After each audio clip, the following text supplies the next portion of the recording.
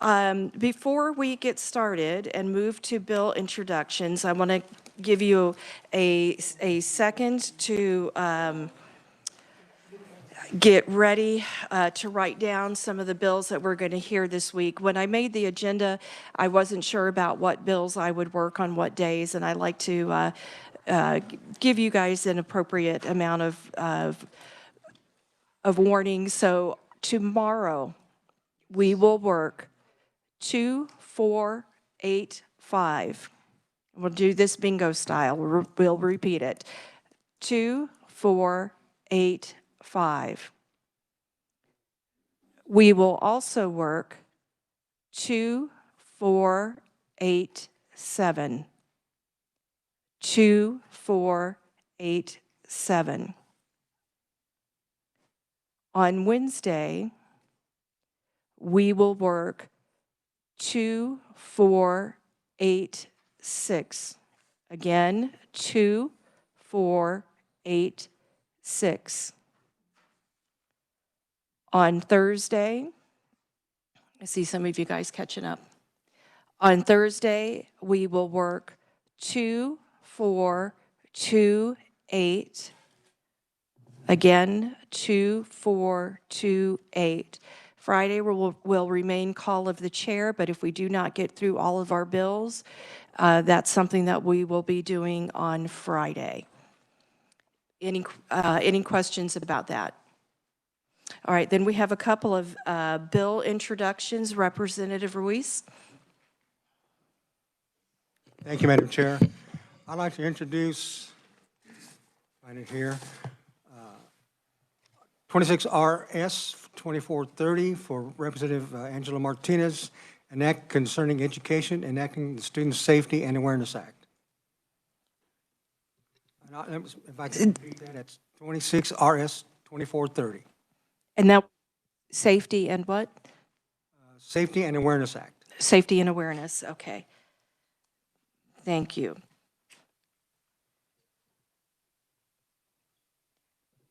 All right.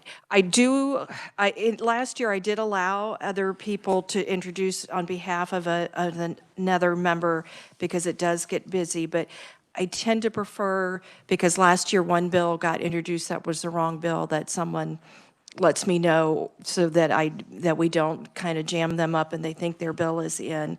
But so hopefully we're good, and she gave you the right information.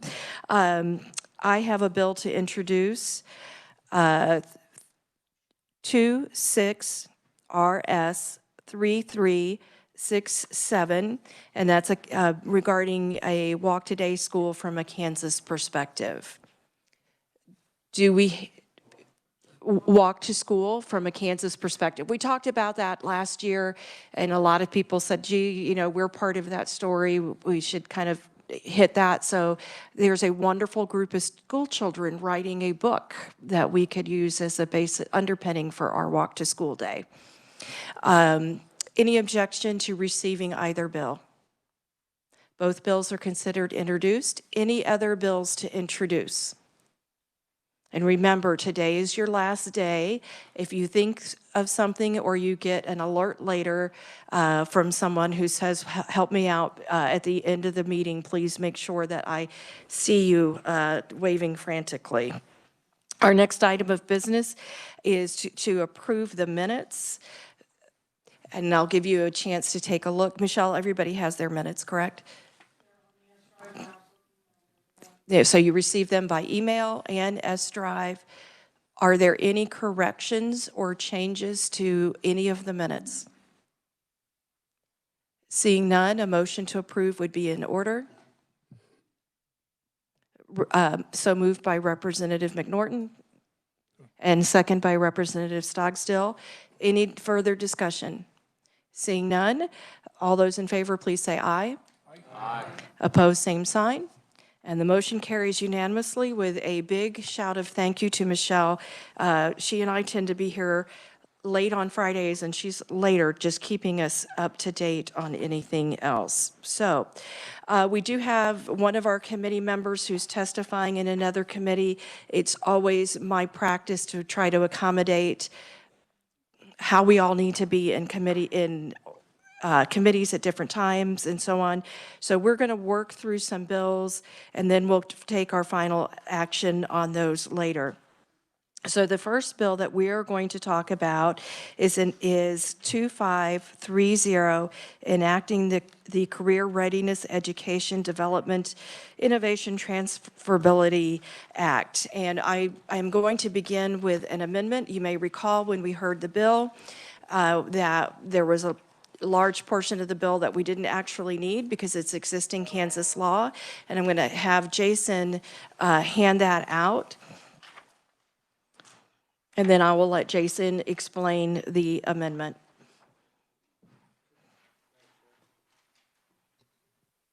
Yes, Steve? Could he also give us a refresher on the bill? Just a quick- Thank you. Thank you. I have that note to myself in big letters.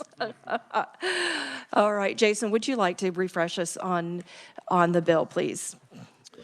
Yes, Madam Chair, members of the committee, House Bill 2530 was the bill that would have enacted, that would enact the Career Readiness Education Development Innovation Transferability or Credit Act. It would require high schools to administer college and career readiness assessments, such as the ACT WorkKeys assessment, to students who are enrolled in the high school in such manner and with such frequency as prescribed by the State Board of Education. The school district may do the ACT WorkKeys assessment or a similar assessment. The bill also requires colleges and universities to adopt and implement a policy to use platinum, gold, or silver credentials that are earned through these assessments as transferable credit toward a post-secondary technical degree. And that transferability should be based on the recommendations of the American Council on Education National Guide. Thank you. Any question for the reviser about the bill? Seeing none, just before we get into discussion and amendments, I just want to back up a little bit and say that traditionally our strength in this committee is that we talk about hard things very well, and that's our expectation for today. We have a lot of complicated things in front of us, and I always appreciate what a great committee I have. Jason, would you like to explain the amendment? And we also have a couple of folks in here that this is their first time to work a bill in our committee, and if you just want to explain how to translate what's underlined and so forth, kind of a user guide to bill amendments. Thank you. Yes, Madam Chair, members of the committee. On this bill, the amendment is a bit unusual than the usual proposed amendments in that this is a proposed substitute for House Bill 2530. The state law already requires the State Board of Education to provide the ACT WorkKeys assessment to students enrolled in grades 11 and 12, and so that was the portion of House Bill 2530 requiring that was somewhat redundant to what's already required under state law. And so the proposed substitute, instead of enacting a brand new statute, would amend the existing law, which is KSA 72-5179, to add a new subsection D, which you see at the bottom. Any language that is underlined is new language to be added to the statute. Any language that is stricken is language that is being removed from the statute. And so you see there, new subsection D is basically the provision from 2530 regarding the transferability of credentials earned from an ACT WorkKeys assessment towards a post-secondary technical degree. You also see on page 2, there would be an added definition because that term is not already defined in the statute of post-secondary educational institution. That reference in that definition is to all public 4-year and 2-year colleges and technical colleges in the state of Kansas.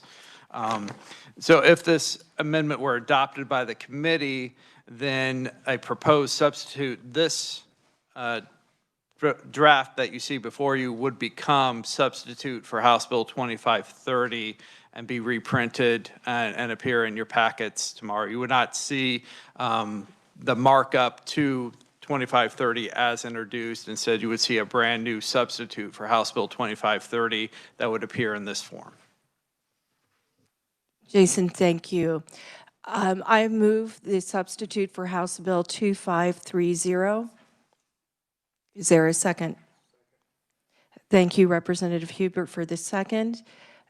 And Jason, I did notice there's still a typo on the bottom line, but the real version is fixed. We don't have an extra R there. Yes, I would just note this is the unproofed draft because of working the bill today, but it will be proofed before the bill is submitted for to be read into the House floor. Thank you very much. Do we have discussion on the amendment? Representative McNorton. Thank you, Madam Chair. Just a question. I know we heard this bill and had some conferees come. I don't think this is a big enough change, but I think that might apply that we need to have any more hearings to let them state their views on this new bill. It's not a big change, but just what's the procedure, I guess? It is my belief that it's substantially the same and a new hearing is not required. Jason, would you like to confirm or? That's correct. Okay, thank you. Thank you, Madam Chair. All right. Any discussions on the amendment? Seeing none, I will call the question on the amendment, which will become the new bill. All those in favor, please say aye. Aye. Opposed, same sign. Okay, and now do we have any discussion on the new bill? All right, seeing none, I am going to slow us down a little bit since we're waiting for another member to come back from testifying, and we will come back to that bill. Thank you all very much. The next bill that we are going to move to is HB 2468, electing to participate in the federal tax credit for individual contributions to scholarship granting organizations. And I am going to have Jason explain the bill. Madam Chair, members of the committee, House Bill 2468 is a bill concerning scholarship granting organizations. Section 1 of the bill is an opt-in provision. If it is enacted, then the state of Kansas would be electing to participate in the federal tax credit program for contributions by taxpayers to scholarship granting organizations. This would be a federal tax credit for the taxpayer, an amount of up to $1,700 per taxpayer against their federal income tax liability. The definitions of a scholarship granting organization under the federal program are slightly different than those under the state program that has been in existence for several years. And there is a requirement under the federal law that the state treasurer submit a list of the scholarship granting organizations in Kansas that meet those federal requirements so that there is a confirmation and verification that the contributions are to qualifying scholarship granting organizations. The second part of the bill is Section 2, which amends part of the Tax Credit for Low-Income Students Scholarship Program Act, 72-4357 is the statute being amended. The amendments pertain to the annual aggregate cap on the tax credits that are allowed under this program. Currently, that amount is set at $10 million per tax year. Under the bill, that aggregate limit would be increased to $20 million per tax year. And then there's a provision that after this tax year, that cap would increase by 25% in each year in which the aggregate amount of credits that were claimed exceeds 75% of whatever that tax year's credit limit is. And so it could go up by 25% each year to a total aggregate cap limit of $30 million in a one tax year. Thank you. Do we have questions for the reviser about this bill? Representative Hubert.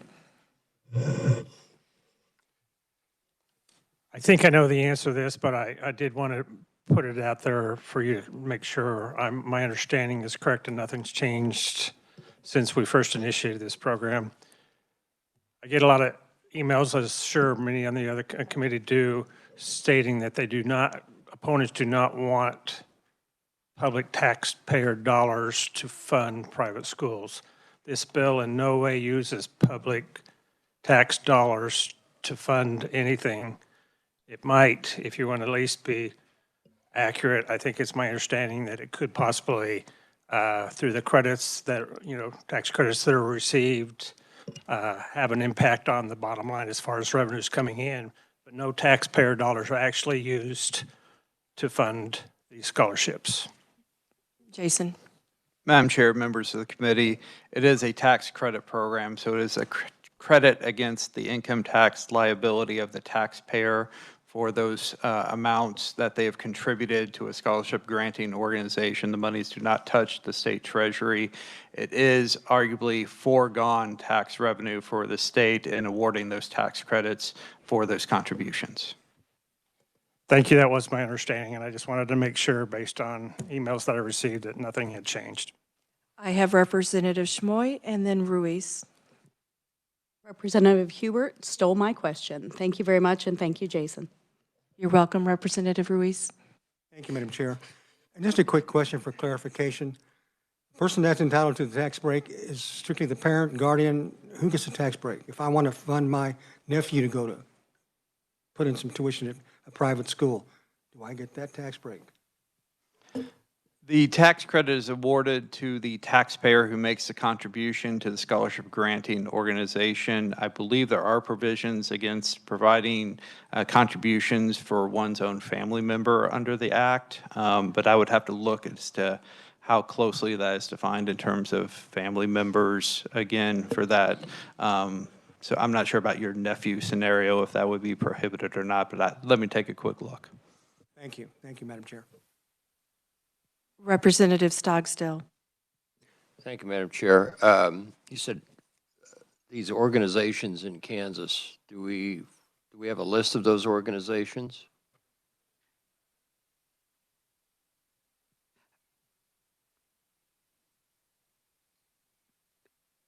Elena, do you have? I know there's a list on the Department of Revenue report, but let Elena address that.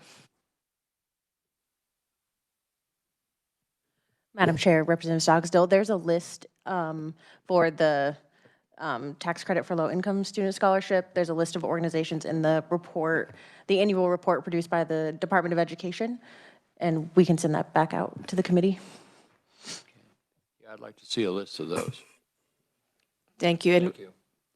And while we're on that topic, Jason, just to reinforce, if a public school wants to create, or a group of public schools wants to create a scholarship granting organization, they have that ability, correct? Madam Chair, with respect to the federal tax credit program, yes, Yes. a public school could create a suitable scholarship granting organization to receive contributions that could then be claimed for tax credit against federal income tax liability, yes. Okay, thank you. And if a school district wanted to use the money raised through that scholarship granting organization, they could use it for small things and major things, and a major thing being something like even transporting special ed students or large-scale tutoring programs. Madam Chair, members of the committee, under the federal tax credit program, the allowable education expenses match those under the Coverdale Savings Account education expenses, which are relatively broad in terms of allowing for transportation, technology, tutoring, and a number of other educational expenses for students. Thank you, Jason. Any other questions for the reviser? Representative Featherston. Thank you, Madam Chair. Jason, for that federal part, do I recall that 90% of the funds had to go to students?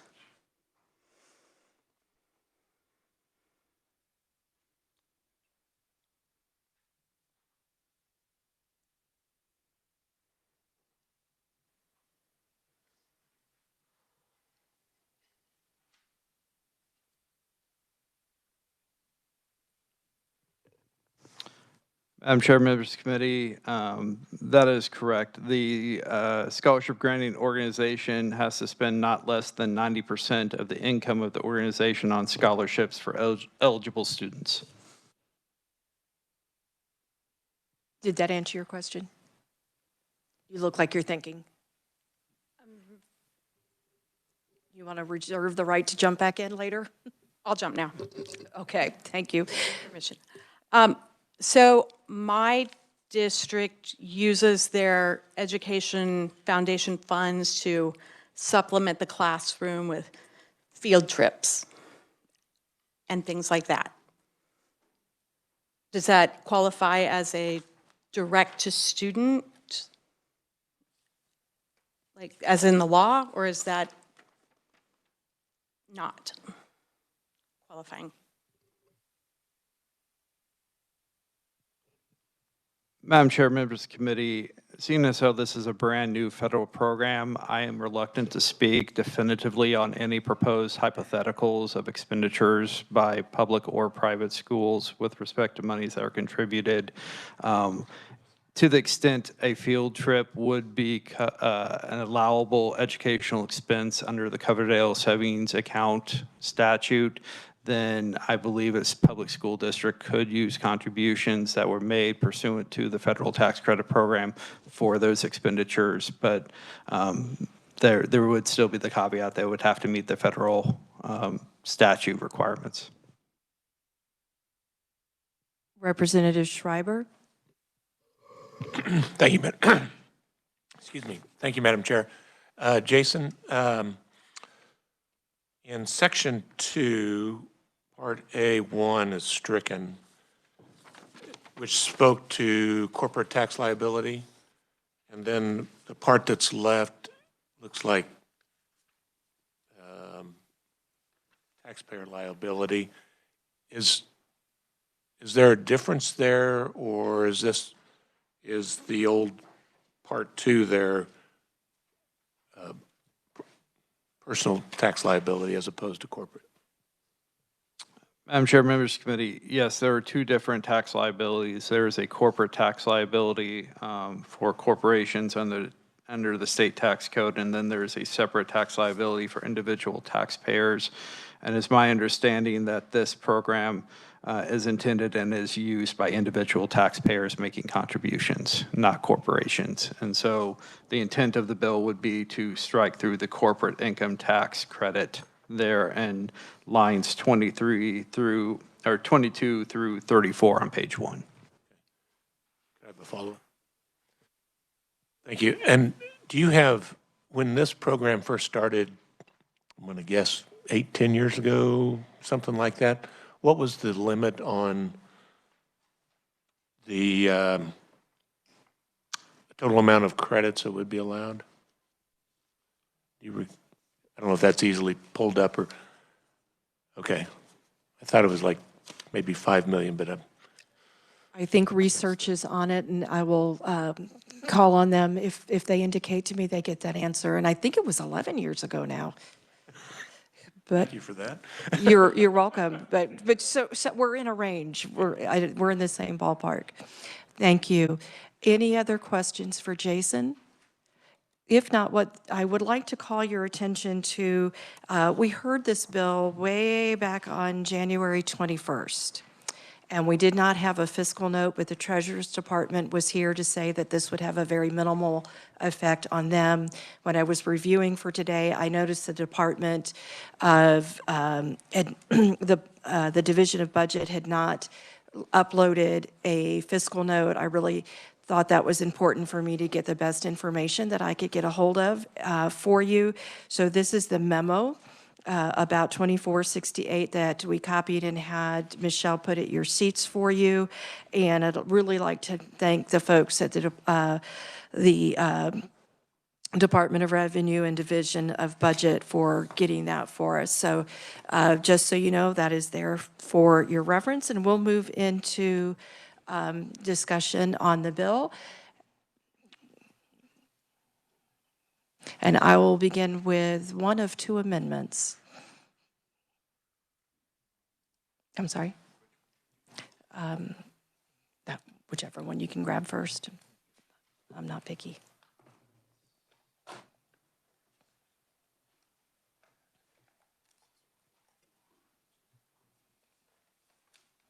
Thank you. Thank you. This is the reporting of aggregate cap, because we've always had the confusion of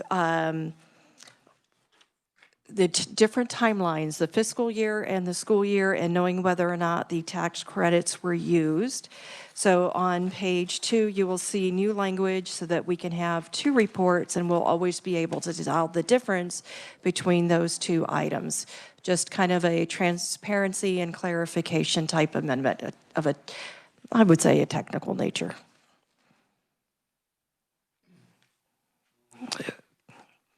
I move my amendment, and is there a second? And then we'll move into discussion. Second from Representative Steele. Any discussion on the amendment?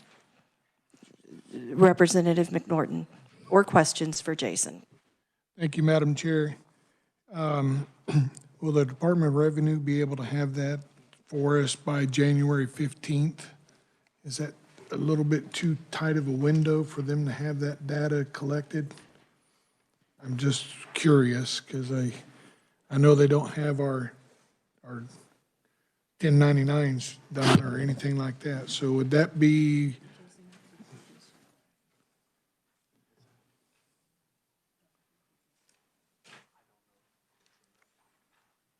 I really don't have a way to know, but I think that they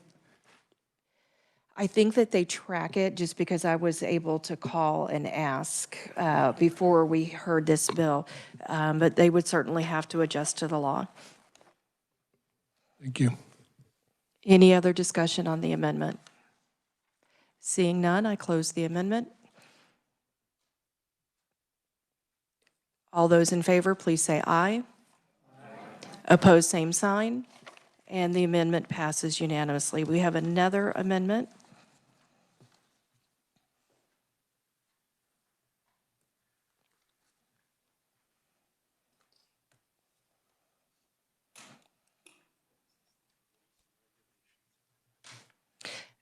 And this amendment addresses rules and regulations.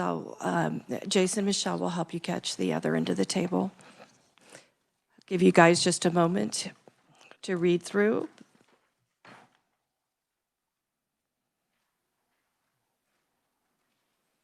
And this, I think, for me, it helps to make sure that we don't have confusing sets of rules, and simply states that no state department, division, or any other agency shall promulgate rules and regulations that are more stringent than the applicable federal law or rules and regulations in implementing this section. So I'll begin with, do you have questions about the amendment for Jason?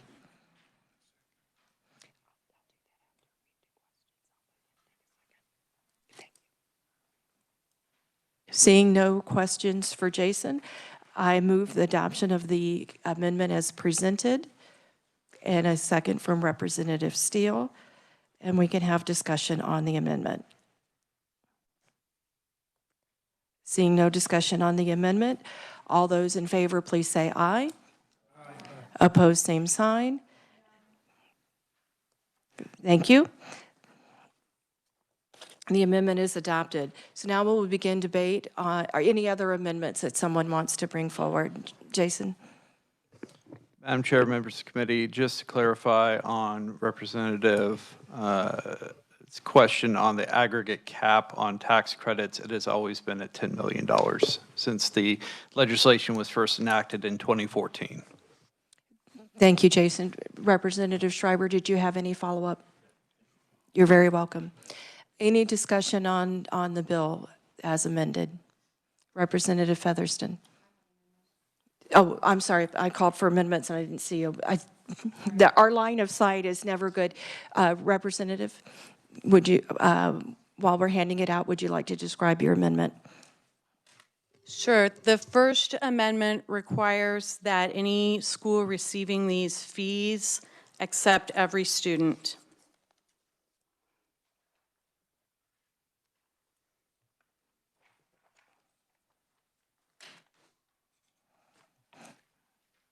I'll let that pass out, give you guys time to read, and then we can discuss the amendment.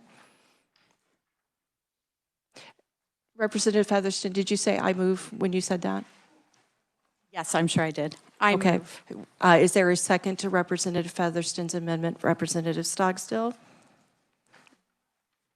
And let me give you guys a time to read before we begin discussion.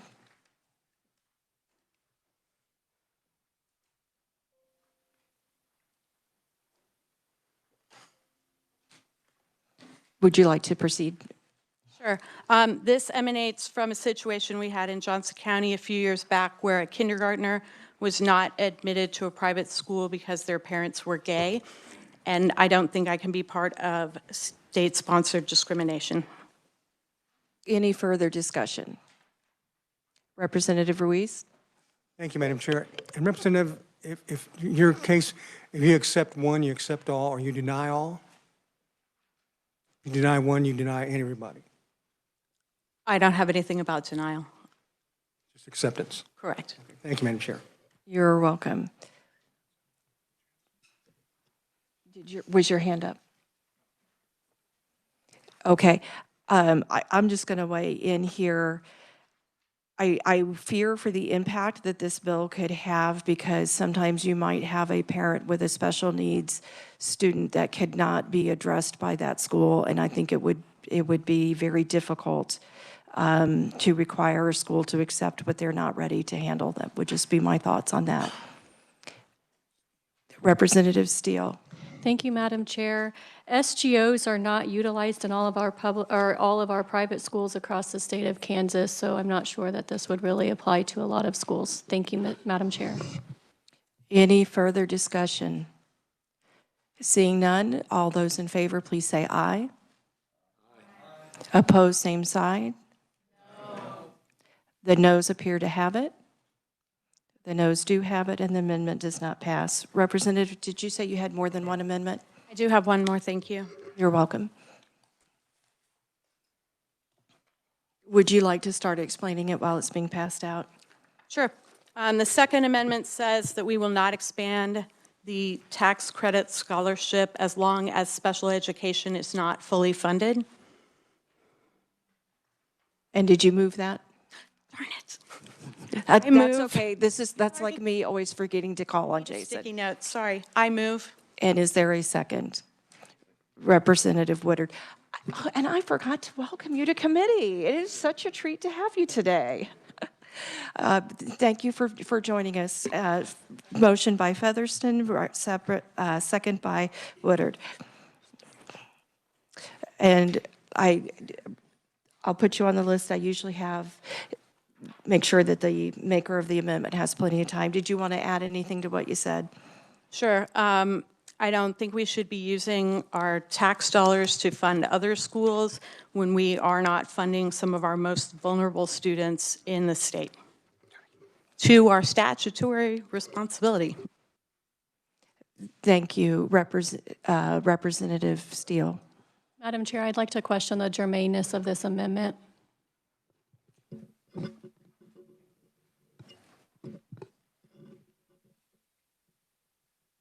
Just a moment, please.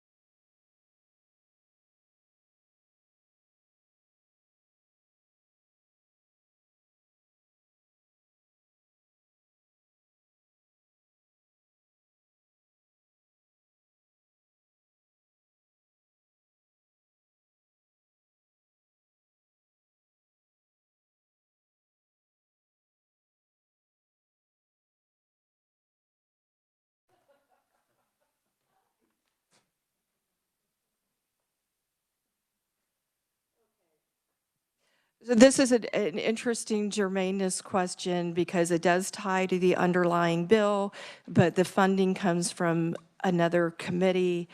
I am going to rule that since the funding is completely in the purview of another committee and that we are not in, I am going to call not germane.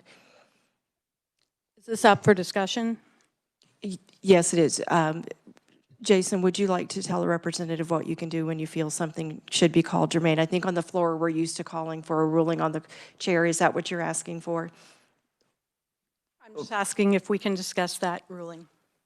Yes, we certainly can. Do you want Jason to proceed? You, go ahead. You would like to Okay. discuss it. I'm So calling on you. this is a bill about expanding funding. My amendment restricts expanding our expenditures when we're not meeting our statutory obligations. I don't think it matters where the funds come. The funds are all coming from SGF, so they're all related. And again, I don't think it's responsible that we fund others when we're not funding what we're supposed to. Okay. On germane, we're discussing germaneness. Representative Hubert. I would point out that all funds are not SGF. A good portion are federal funds. The mandate is federal. The state of Kansas has put a lot of new money into special education, and we haven't been getting money from the federal government from their part of initiating this mandate. So in regards to fully funding, I know that the state of Kansas allows and instructs school districts and funding students to use general funds to do that.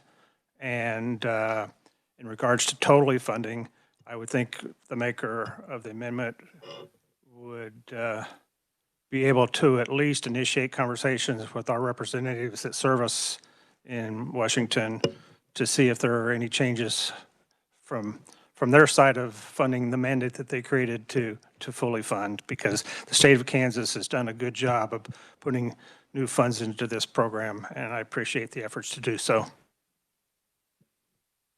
Any other discussion on germaneness? Representative Schreiber.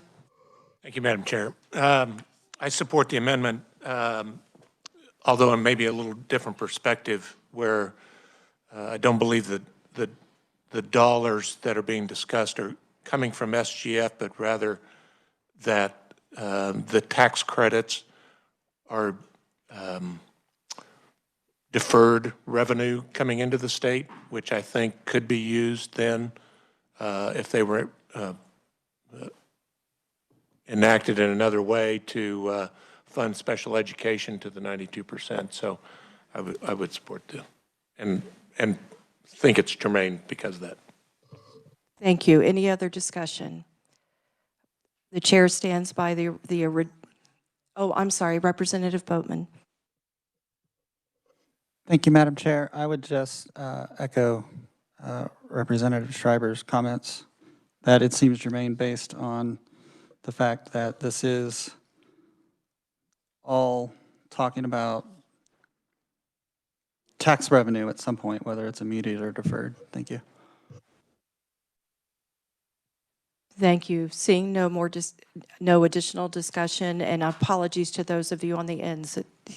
It's always a challenge to see you, so I appreciate when you guys speak up.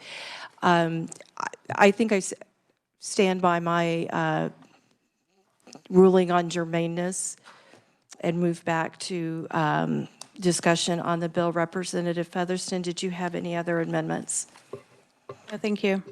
Okay. Any other discussion on the bill? Seeing none, all those I'm sorry, Representative Boatman. Oh, thank you. Representative Boatman. Thank you, Madam Chair. I've done a little bit of research into the SGOs and the schools that participate in this program. There's roughly 130 participating schools. I thought it was interesting to note that of all of the participating schools, I think 3 of them are not religiously affiliated or parochial schools. So I think this is not only a question about forfeiting potential tax revenue, but also I think there's a question about, I guess I would, for shorthand, invoke the wall of separation as far as my concerns with, in the history of this program, I think, or from 2020 to 2025, there was roughly $58 million in contributions. There wasn't that much paid out in scholarships, but this, we're talking about 8 figures being diverted to parochial education at the expense of public education, and I can't support this bill because of that. Thank you. You're very welcome. Any further discussion? Representative Hubert.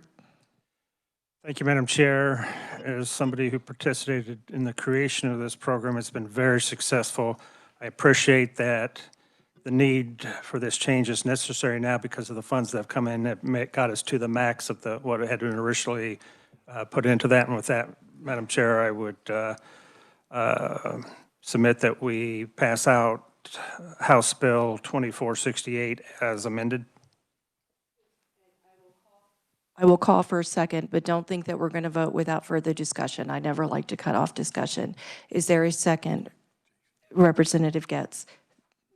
You were seconding? Thank you very much. Back to discussion on the bill. Any further discussion? Representative Stogsdill. Thank you, Madam Chair.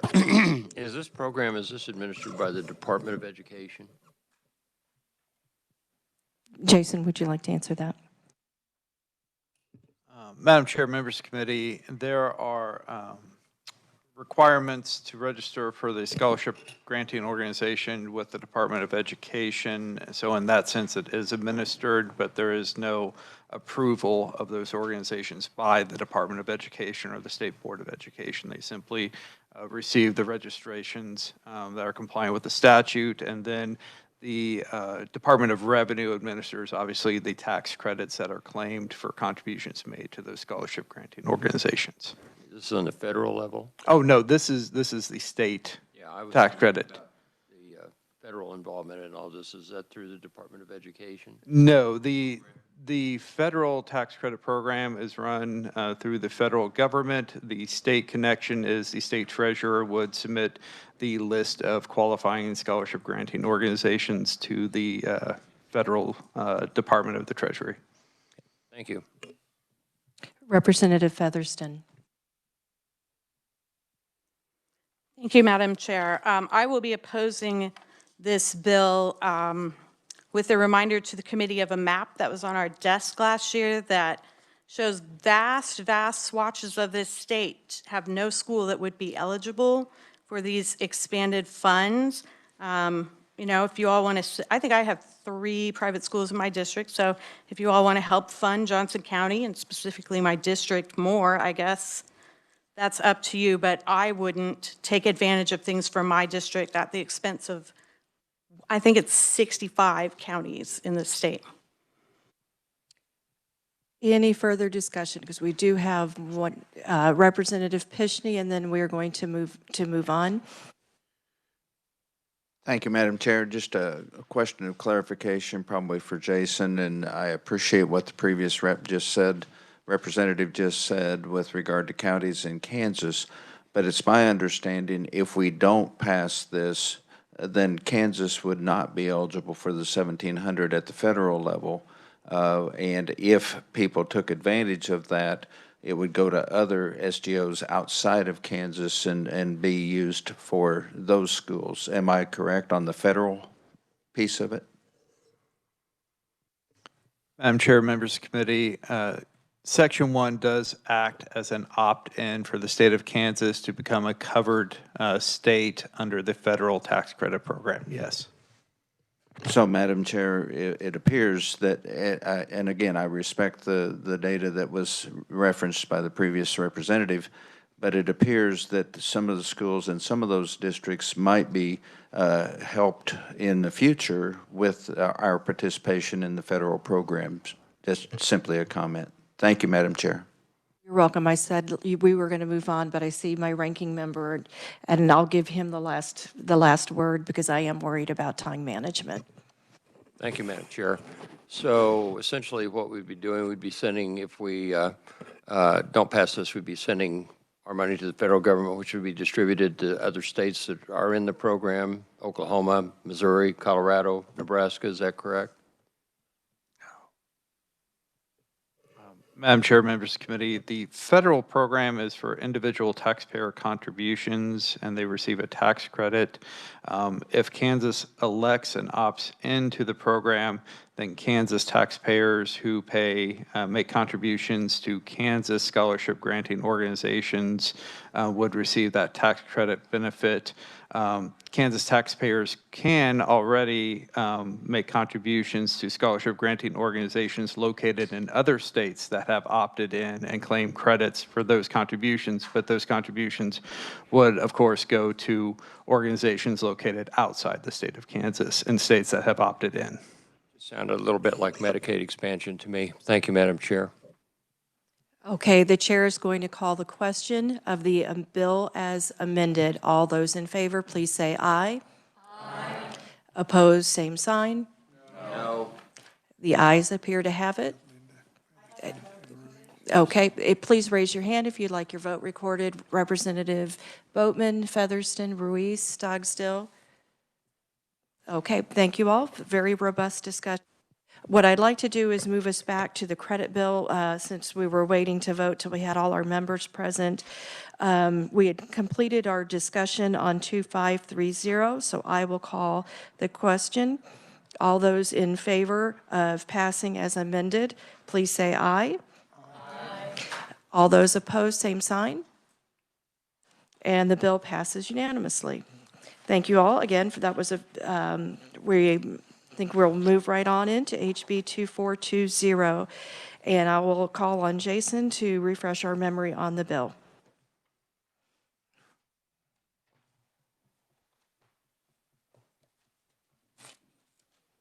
And yes, those of you who are not touching this bill and would like to get out of the painful seats, we are not offended. It's a good transition time. Madam Chair, members of the committee, House Bill 2420 would prohibit the initiation and provision of school-based mental health services for a student unless there was prior notice and written consent from the student's parent. For that, there is an exception for students who are at risk of suicide, and there's a credible report. Then a suicide risk assessment or screening tool may be administered to the student. There is a penalty provision for violations by a school district or employee of a civil penalty in an amount of $5,000 for each violation. And then I would direct the committee's attention to the definition on page 2 of school-based mental health service that includes any intervention or strategy applied in a school setting, specifically designed to influence a student's emotional, behavioral, or social functioning. It includes interventions that are provided under Tier 2 and 3 of the multi-tiered system of supports framework, but excludes the universal interventions under Tier 1. Thank you. We had a very robust discussion and a lot of feedback from those members of the committee and from those who frequently are testifying in committee, and the representative who submitted that bill took a lot of that information to heart and made a lot of changes. So I think what makes the most sense is for us to begin with her amendments to that bill. And will you be presenting this as a global balloon amendment? Okay. And we'll deal with the amendments so that then when we discuss the bill, we'll discuss that version of the bill. And then if anyone else has amendments, we'll move to those amendments. Representative Steele, would you like to explain your amendments? Thank you, Madam Chair. I do first want to thank the conferees that took their time to come to my office, meet with me, send me an email and their ideas to help make this bill better. I do greatly appreciate that. Some of the things that we talked about are included in this amendment. And others of them, for example, leaving the fine, I kept in the bill because that's the enforcement that our parents need. Essentially, what this does is the amendment clarifies exactly that ongoing. There was a lot of concern when we were in committee having the hearing on this bill about this being an ongoing and not a one-time, this is an emergent situation. And so that's what we clarified. There was also concern about the MTSS language being in there, and that language has been removed, and we clarified what school-based mental health service means. So I will stand for any questions the committee may have. Before we do that, Jason, would you like to add anything to the explanation? Madam Chair, members of the committee, I just point out the bulk of the amendment is on page 2 in the definition of school-based mental health service. And so that's where you'll find the language that was just described by Representative Steele. Thank you. Okay. Questions for Representative Steele on the amendment? Representative Hubert and then Getz. I do appreciate the maker of this amendment's desire to listen and to work. I know I asked a question even during that discussion in regards to sometimes when the emergency situation is really not a part of the discussion, and attempts to work around that in a way that does not follow parental involvement that we would all like to see, that there's no real way to deal with it either at the time or even afterwards, other than, you know, shaking of heads and frustrations being vented. So I appreciate the intent. I support the amendment and thank the maker for making it. Thank you, Representative Getz. Thank you, Madam Chair, and thank you for this amendment. One of the concerns was around teachers not really being able to do Tier 2 or Tier 3, different things that they do in the classroom. Have you had correspondence that this does kind of clear that up and keep it in the social worker, counselor realm? I mean, I see the verbiage, but has there been any feedback from those relevant parties? Some of the conferees have expressed a strong desire that they like the changes, and some of them still do not appreciate the bill. Thank you, Representative Pishney.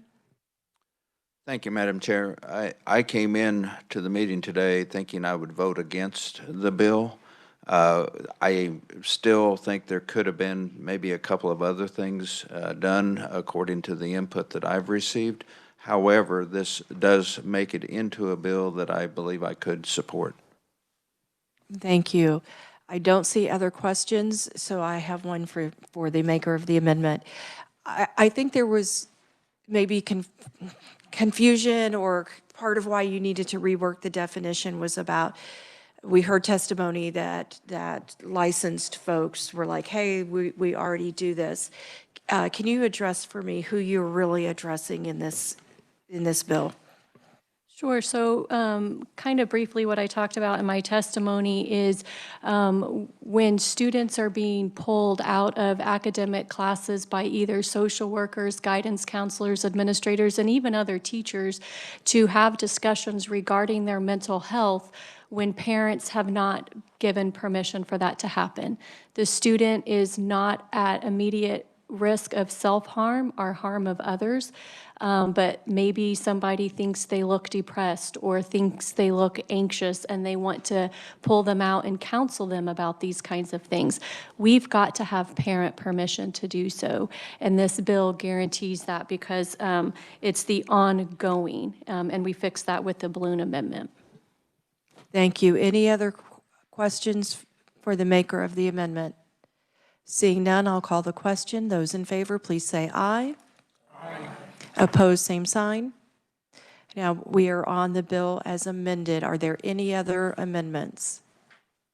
And if you brought an amendment and your amendment is altered because of the balloon amendment and you would like to make a conceptual amendment, I will do my best to accommodate that because I think these things are important. Any other amendments on the bill? Any discussion on the bill? Representative Schreiber? Thank you, Madam Chair. First, if I may ask Jason a question. Line 27 on page 1 talks about a $5,000 penalty for each violation. Is violation a general term that's described in statutes? You know, is it per person, per day? What might it apply to in this situation, in this bill? Jason?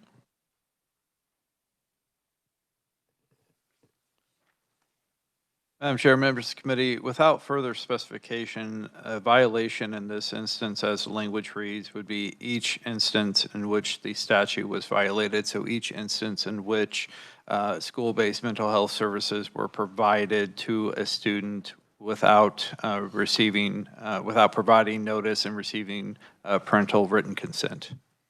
So if it was provided, say, over 5 days, it'd be 5 times 5,000?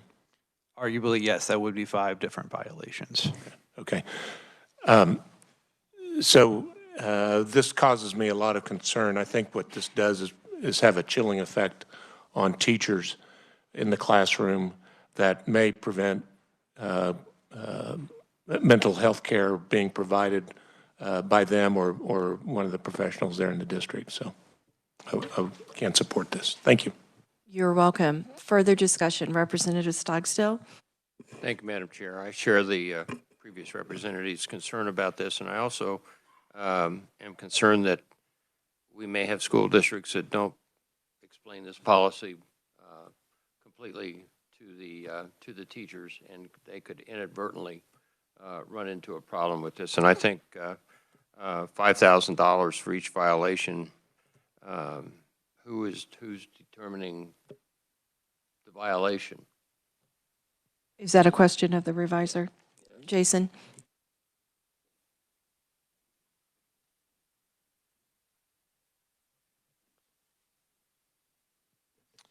Madam Chair, members of the committee, in cases like this, if someone believes that a violation has occurred, they can report that violation either to the county or district attorney where the school is located, or to the Attorney General for investigation and prosecution. And in that case, if the prosecuting attorney finds sufficient evidence, they can then bring an action in court to hold the school district liable for the violation and impose the fine amount. To me, this just opens a can of worms as far as the determining violations and so on. We're getting district attorneys involved. We're getting school districts involved. I think this is obviously an example of local control ought to be handling these kinds of situations, and I would be against the bill just for the fact that I think it takes another few things away from the State Board of Education and the local school boards, which I think ought to handle these sorts of things. Thank you, Madam Chair. You're welcome. Representative Boatman? Thank you, Madam Chair. In addition to the concerns about the punitive effect of the bill, which I concur with, I also have some other concerns about the bill. I guess I'll address the one that seems most obvious to me, is that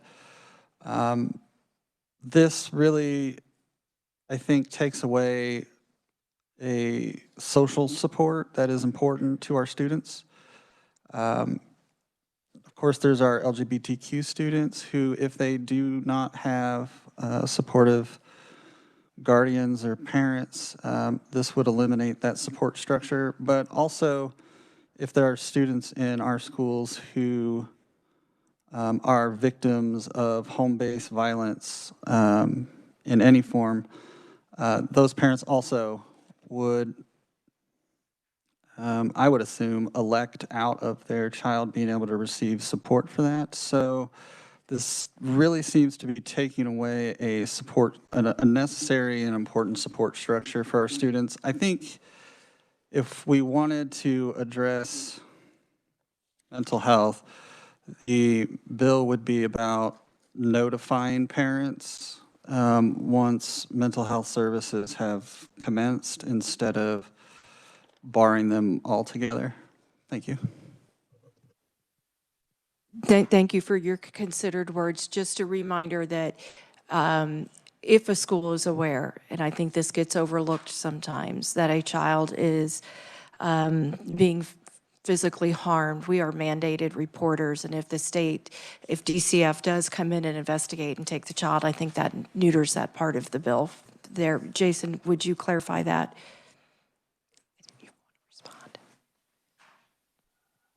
Madam Chair, would you mind restating that?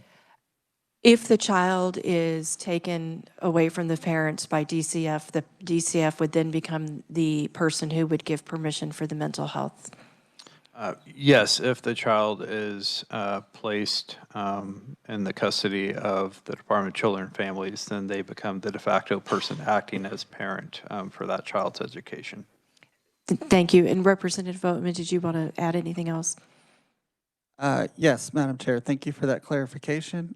My concern is more about student-initiated services, not parent or mandated reporters. Thank you. Representative Schmoy, and then Getz, and then Steele. Thank you, Madam Chair. We do talk a lot about local control in this committee and throughout the legislature, and I would like to remind my colleagues that it doesn't get any more local control than the parents of the student. That is the most local that you can get. As far as the $5,000 for a violation, one could argue, well, I guess you better not violate if it's going to cost your school too much money. Educate your people. That is, I mean, we should be expecting our schools to do that anyway. On top of that, it's going to cost the school a lot more money if a parent finds out that these things are going on and they sue the school district for harm to their children. Thank you. You're welcome. Representative Getz. Thank you, Madam Chair. I just kind of wanted to make a similar comment. I mean, none of us like to have a penalty or a violation, but those things exist in our society where there's something sensitive, or for driving 100 mile an hour down the highway, there's consequences. And in this situation right here, there's, the value of the thoughts planted into those children that are struggling. Want to trust those individuals to plant good thoughts, but also need them to verify that they have permission to do that with their parents. And the value of that parental permission, I'd say it's worth more than $5,000. I'm not trying to be punitive and hope that this gets corrected, but some of the stories that we've heard, there needs to be some attention placed on it. So I will be in support of the bill. Thank you. Representative Steele. Madam Chair, I would like to make the motion to pass to the floor House Bill 2420 as amended. And I would like to remind the committee that this bill reinforces a fundamental principle, and that parents have the primary responsibility and authority over decisions that affect their child's education, their health, and their well-being. This legislation, as previously noted, is about local control and involving the families and the parents for transparency. Is there a second? Representative Pishney? Representative Chauncey? Did we finish the amendment? We did. We're on the bill. We're discussing the bill, and it's been moved, but I wanted to, before we moved on, wanted to make sure that we had completed discussion. Representative Featherston? So this, we can still discuss. A motion isn't the same as calling the question? That is correct. Okay, so then can I discuss, or am I in line? Okay, thank you. I think this is a really dangerous bill. It's going to put our teachers on edge. We expect our teachers to take care of everything for our kids. You know, they're supposed to fill in anything that's missing from home. We're supposed to make sure, as teachers, if a kid comes to school hungry, we're supposed to have some goldfish so we can feed these kids. If their clothes appear untidy or dirty, we're supposed to figure out how to find them some clean clothes. We even expect our teachers to be expertly trained in shielding their children from bullets should they come into the classroom.